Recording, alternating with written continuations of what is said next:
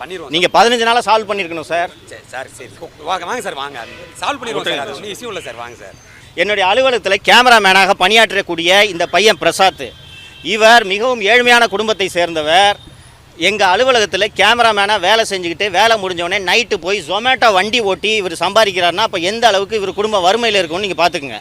இவர் வேலை செய்து கொண்டிருந்தார். அலுவலகத்தை விட்டு வெளியில் வந்த உடனே வெளியில் அங்கே அந்த காம்பவுண்டை திரும்பின உடனே காவல்துறையினர், இந்த போக்குவரத்து காவல்துறையினர் வந்து இவரோட பைக்கை தூக்கிட்டு போய் 15 நாட்கள் ஆகிறது. வந்து இவர் வந்து எதுக்கு சார் பைக்கை தூக்கிட்டு போனீங்கன்னு மறுநாள் வந்து கேட்டதற்கு உங்களோட வண்டிக்கு 6500 ரூபாய், 6500 6500 அவுட்ஸ்டாண்டிங் ஃபைன் நிலுவையில் இருக்கிறது என்று சொன்னவுடன் இவர்கிட்ட பணம் இல்லாமல் இருந்த நகையை கொண்டு போய் அடகு வச்சு மறுநாளே ஒட்டு மொத்த நிலுவைத் தொகையும் செலுத்தி விட்டார். இந்த நிலுவைத் தொகையை செலுத்தி 16 நாட்கள் இன்றோடு ஆகிறது.